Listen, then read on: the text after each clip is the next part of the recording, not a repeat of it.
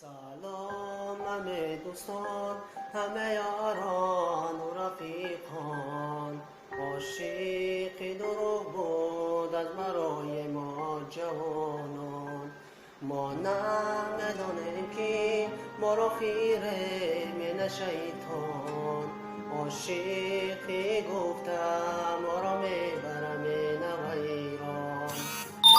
حالت که دست میزنه ما برای آن، فکر نمیکنیم که آن هست خواهری ما. فکر نمیکنیم که آن هست خواهری ما. از من یک نصیحت برای شما دوستان، آن دوستی که شما را میبرد برای راست.